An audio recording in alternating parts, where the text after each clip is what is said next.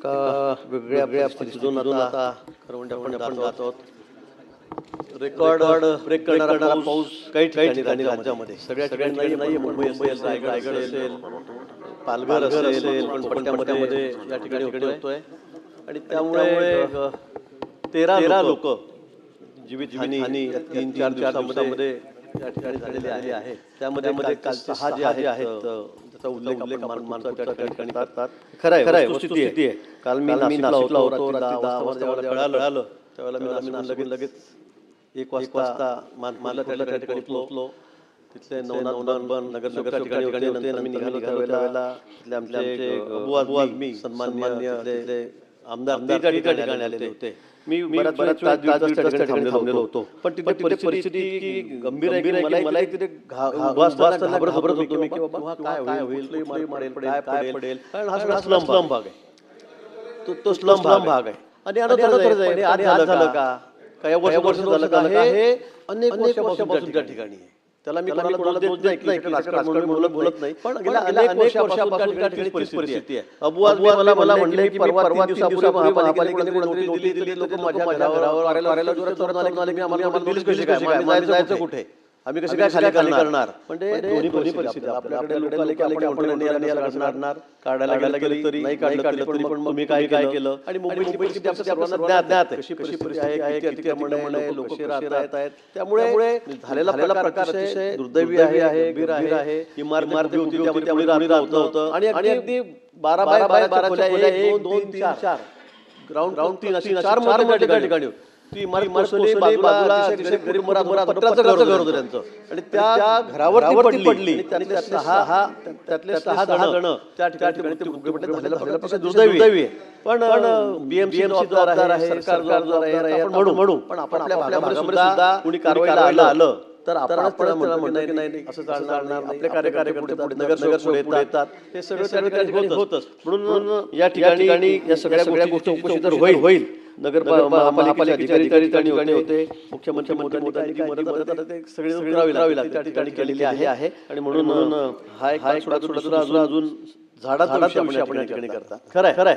आता इथे झाडाच्या बाबतीवर सुद्धा जवळपास दरवर्षी 700-750 झाडं पडल्याची नोंद आतापर्यंत प्रत्येक पावसाळ्यामध्ये या ठिकाणी. पण गेल्या 2 दिवसांमध्ये जवळपास 300-350 झाडं पडलीत.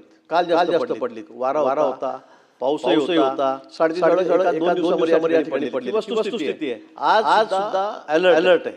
काल 50-60 किलोमीटर वारे येतील, ते वारे आले त्यामुळे बरं नुकसान झालं. आज ते 70 ते 90 झालेलं आहे. 70 ते 90 किलोमीटर वेगाने वारे येतील. त्यामध्ये झाडं झाडं पडली. आणि त्यामुळे झाडं पडणं का पाहिजे मुंबईमध्ये आहे. वस्तुस्थिती आहे. जुने झाडे पडण्यासारखी आहेत, काढली जातात. काढताना पर्यावरण किती त्रास होतो. रस्त्याच्या मधोमध झाडं आहेत, इतके लोक पण झाडाला हात लावायचा नाही. मेले चालतील असं काही आग्रह त्या ठिकाणी. करावं काय, झाड काढावे की नाही असा सगळा दोन्हीकडून त्या ठिकाणी आहे. निसर्गाचं घास कामा नये, टिकलंच पाहिजे, झाडं पाहिजे. आम्ही लाखसंख्येत झाडं लावतोय, पण 50-100 झाडं लोक मरतायत. असंही आग्रह काही लोकांचा. आणि म्हणून मला असं वाटतं झाडाच्या बाबतीत मान्य मुख्यमंत्री खाली केलेला आहे की या बाबतीत टेक्निकल लोकांना विचारून काय करता येईल, कशामुळे होतंय, कसं थांबवता येईल, नवीन झाडं लावताना कुठल्या प्रकारची झाडं लावली पाहिजे, सहजासहजी खाली गेली पाहिजेत, अशा पद्धतीने त्या ठिकाणी नियोजन केलेलं आहे. आपण ज्या ठिकाणी आता 2 दिवस आज आणि उद्या हा रेड अलर्ट आज आणि उद्या या ठिकाणी आहे. आपण म्हणताय 2-3 दिवस आधी कळवा असंही करतायत. अनेक वेळेला आपण हवामान अंदाज आला पावसाचा रोज असतो ऑनलाईन. पण कधी आपण 2 दिवसांनी रेड अलर्ट आहे, सुट्टी देऊन टाका, तुम्ही उद्या म्हणाल शास्त्र ठिकाणावर आहे का, काही झालं नाही, पाऊस पडला नाही, चुकता अंदाज. कमी जास्त दाबाची तयार होतात जिकडे हालचाल होते त्यामुळे एखादा हो असतं होत नाही नसतं तरी पण होतं हे होत राहतं असं 2-3 दिवस आधी आपल्याला शासकीय कार्यालय बंद ठेवा शाळा कॉलेज बंद ठेवा असे करताना आपल्याला करता येतं. आज मुख्यमंत्री मोदींनी निर्णय घेतला 12:30 वाजता डिझास्टर मॅनेजमेंट कार्यालयामध्ये त्या ठिकाणी बैठक सुद्धा या संदर्भामध्ये सगळा आढावा मुख्यमंत्री मोदींनी घेतलेला आहे आणि आपण मिसिंगचा असेल दरड कोसळली शासन काय करतो कधी कळलं नाही का. आता दरड कोसळली हे आधी आता अनेक ठिकाणी आपण बघतो देशभरामध्ये बघतोय. हा नैसर्गिक आपत्तीच आहे. अति पावसामुळे हवेमुळे त्या ठिकाणी दरड कोसळते दगड रस्त्यावर येत आहेत होतच त्याला कोणावर कारवाई केली ठीक आहे त्यामध्ये चौकशीचे आदेश मोदींनी दिलेले आहेत. मिसिंग लिंक असेल कुठे टनेल बनला असेल ज्या ठिकाणी कोसळलेले असतील. आज मला पाटणमध्ये 3 लोक पुणे जिल्ह्यामध्ये पाटण आहे तिथे दरड कोसळली लोक घरावर दरड पडली लागून राहत होते.